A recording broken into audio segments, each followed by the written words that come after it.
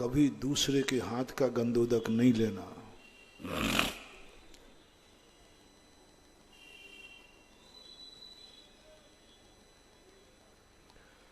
अपने हाथ का गंदोदक, आप लोग जो गंदोदक ले रहे हो सब अतिशय खत्म हो रहा है।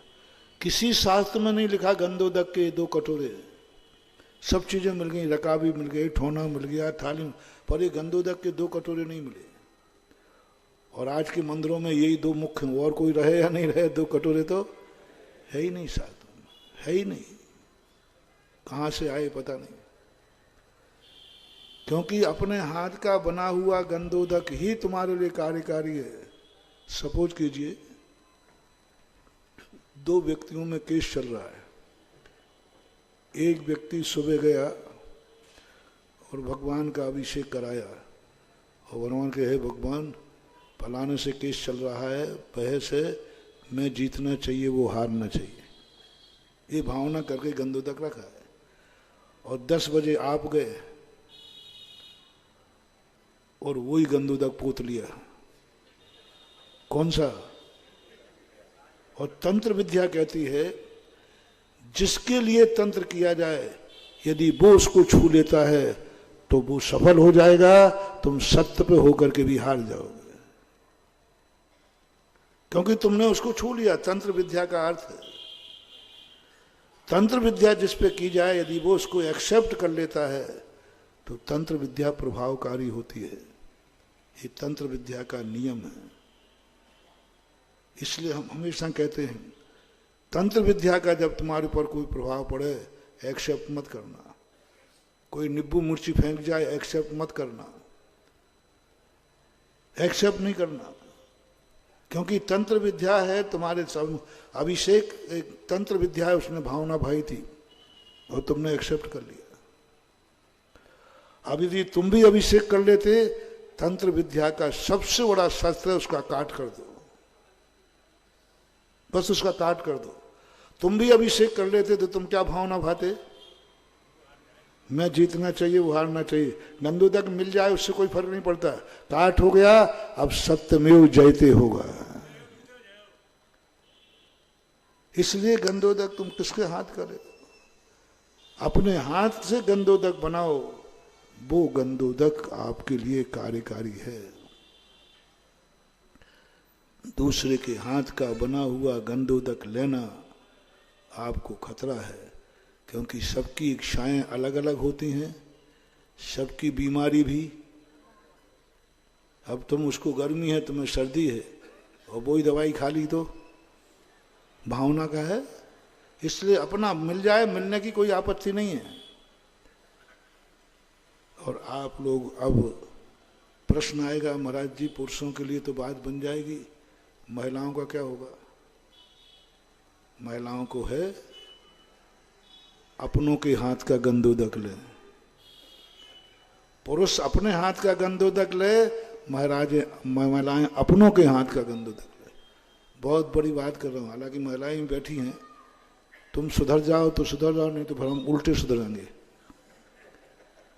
तुम सुधरो तो ठीक, नहीं तो महिलाओं को सुधारेंगे, और महिलाएं एक सुधर जाएं तो तुम अपने आप सुधर जाओगे।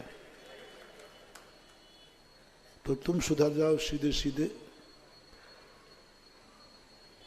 बहुत करुणा दया करके कह रहा हूं, यदि तुम्हारे घर में गरीबी आ जाए तो मां से भीख मंगवा लेना। बेटे के लिए मां भीख मांगना कोई पाप नहीं है, लेकिन तुम्हारे जीते जी तुम्हारी मां गंदोदक की भीख दूसरे के बेटे से न मांग ले, वे ये भिखारन मत बनने देना।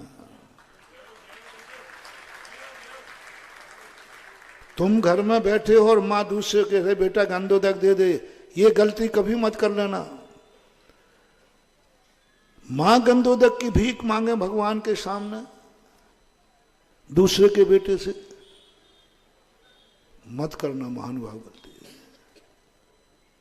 कभी ये भूल कर गलती नहीं करना।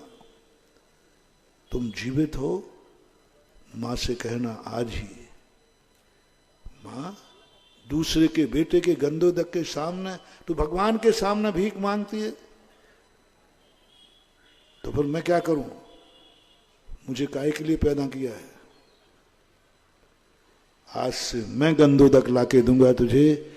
और जो माँ, जो बेटा अपनी माँ को लाके गंधोदक देता है, उस समय देवता भी उस माँ और बेटे को नमस्कार करते हैं कि धन्य है ऐसी माँ जिसने पाप के लिए ही बेटों को जन्म नहीं दिया, बेटा लाके गंधोदक दे रहा है।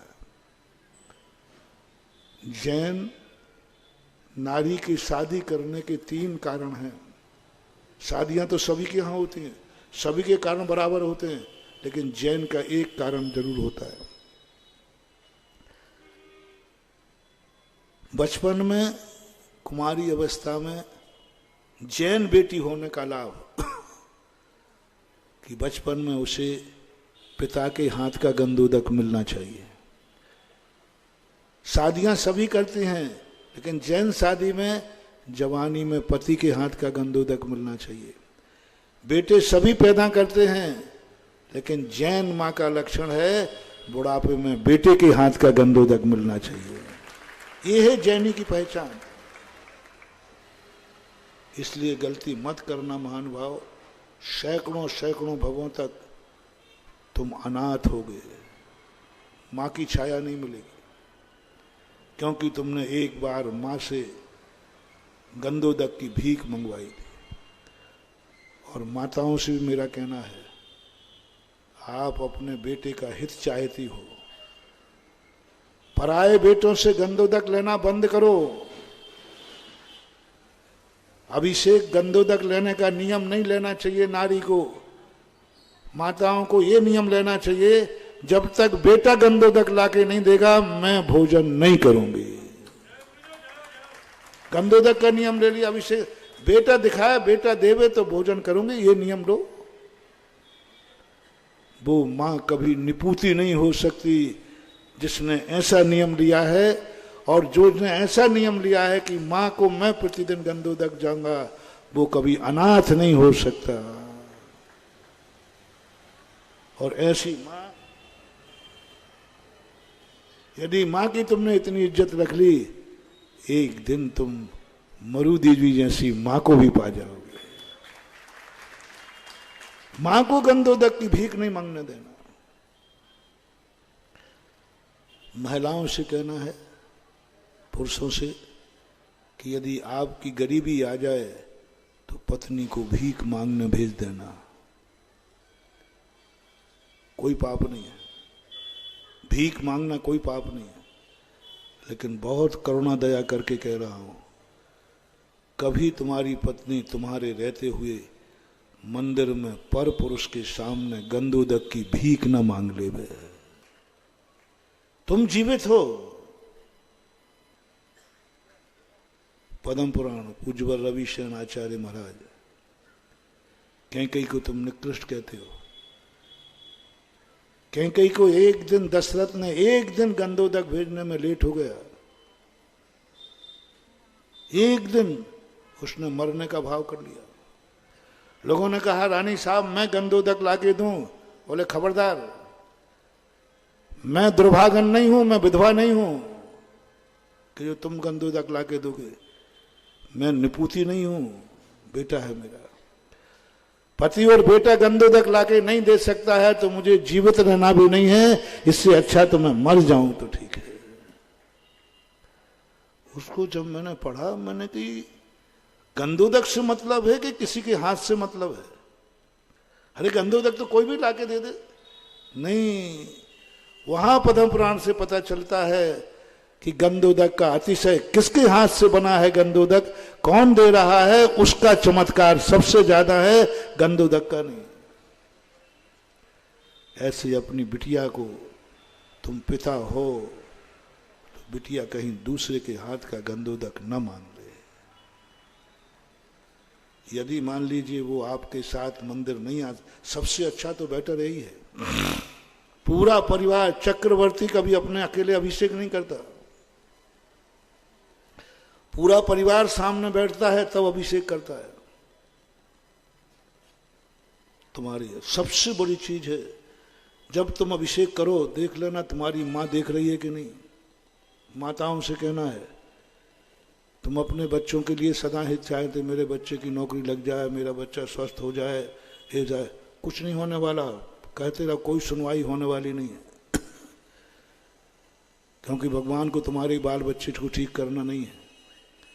लेकिन जिस समय भगवान अभिषेक के लिए बैठते हैं, वो माँ तुम्हारे लिए बैठते हैं। उस समय श्री पर भगवान बैठते हैं, कभी श्री पर नहीं बैठते। और उस समय भगवान मात ग्रस्त के लिए आए हैं। उस समय तुम जो मांगोगी वह होगा, और समय की गारंटी नहीं है। क्योंकि उस समय तुम्हारे पर्पज से बैठे, तो तुम्हारी माँ सामने बैठी है, माता हो। और जिस समय तुम्हारा बेटा अभिषेक कर रहा हो, बस उस समय तुम रेकी देना, भगवान यही है कुलदीपक मेरा। अभिषेक की धारा छूट रही हो, उस समय भगवान पहचान जाएंगे। उस समय सारी वर्गणाएं तुम्हें, यही है मेरा कुलदीपक, बस इसी पर मेरी जिंदगी है, ये स्वस्थ हो जाए, इसकी नौकरी लग जाए, ये हो जाए। उस समय जो मां मांगेगी, उसका चमत्कार देखना तुम क्या होता है। और दिन भर तुम कहते रहना बेटा कहीं गया है, और तुम कहते हाँ, चिल्लाते रहो, कुछ नहीं होने वाला। तुम अपनी पत्नी को सामने बैठा लो अभिषेक के समय, तुम कितनी सुहाग दशमी कर लो, करवा चौथ कर लो, मैं नहीं कह सकता इनमें कोई दम है। लेकिन जिस समय पति अभिषेक कर रहा हो, उस समय नारी बैठकर कहे, हे भगवान यही है मेरा सुहाग, ये सुखी तो मैं सुखी। करके देखो, भरत चक्रवर्ती की सारी 96,000 रानियां एक साथ कभी इकट्ठी नहीं होती, मात्र अभिषेक के समय होती है। भरतेश वैभव एक समय कभी इकट्ठी नहीं होती 96,000 रानी। नित्य प्रतिदिन अभिषेक के समय पूरी रानियां बैठती हैं, और उस समय जो अभिषेक करता है वो, और पूरी रानियां उस समय जाकर के जो भावनाएं करती हैं। ये तरीके सीखो महानुभाव, तुम्हें बहुत बड़ी निधि मिली है। ये जो यहां है वो कहीं नहीं है, और जो यहां नहीं है वो भी कहीं नहीं है। अभिषेक बेटा कर रहा हो, पति कर रहा हो, पिता कर रहा हो, उस समय माँ और पत्नी सामने बैठा लो, उसको देखने दो। फिर भी यदि तुम देखने नहीं आ पाते हो, तुम लोगों का समय सेट नहीं होता है, तो पुरुष को कभी घर खाली हाथ नहीं जाना चाहिए, कभी खाली हाथ नहीं जाना चाहिए। जब एक जल का भरा हुआ कलश मांगलिक होता है, प्रतिदिन पुरुष को अपने घर में गंधोदक की भरी कलशिया प्रवेश कराना चाहिए, प्रतिदिन कराना चाहिए। उस गंधोदक को जो महिलाएं नहीं आई हैं, उनको घर जाके गंधोदक दो। और सबसे बड़ा चमत्कार बता रहा हूं, 100 बार मैं आशीर्वाद दूं, मौजी बंधन करूं, तो भी वो लाभ होगा कि नहीं होगा। लो, एक बहुत बड़ी शक्ति दे रहा हूं तुम्हें। पिता अपने हाथ से गंधोदक बनाकर घर में जाकर के पालने में पड़े हुए बेटा बिटिया को माथा से लगा दे, 100 मुनिराजों के आशीर्वाद से ज्यादा चमत्कार उस समय होता है। अपने हाथ से गंधोदक ला, सेठ सुदर्शन चरित्र में आया, अपने हाथ से गंधोदक पालने में जाके लगाओ। पहला मुख देखो बच्चे का, गंधोदक के साथ देखो। 8 साल तक तुम कर लीजिए बच्चे को, तुम बच्चों के खातिर इतना भी नहीं कर पाओगे। 8 साल तक, जब तक वो अभिषेक करने लायक नहीं हुआ, तब तक आप अपने लिए, तुम्हारे लिए, तुम्हें तो जो करना है उसको करो। कम से कम बेटा बिटिया के खातिर इतना तो कर लो। हर बाप अपने बेटा बिटिया को सुखी चाहता है। 8 साल तक बेटा बिटिया को अपने हाथ से गंधोदक बनाकर पालने में या जब भी है, उसको अपने हाथ से गंधोदक लगाओ माथे पे। यदि स्कूल गया है तो घर में रख दो, जब 1:30 बजे बच्चा आएगा तो माँ लगा देगी, क्योंकि माँ बाप का अधिकार बराबर होता है। खाली हाथ मत जाओ मंदिर से गंधोदक की कलश ले, लेकिन दूसरे का गंधोदक भर के मत ले जाओ।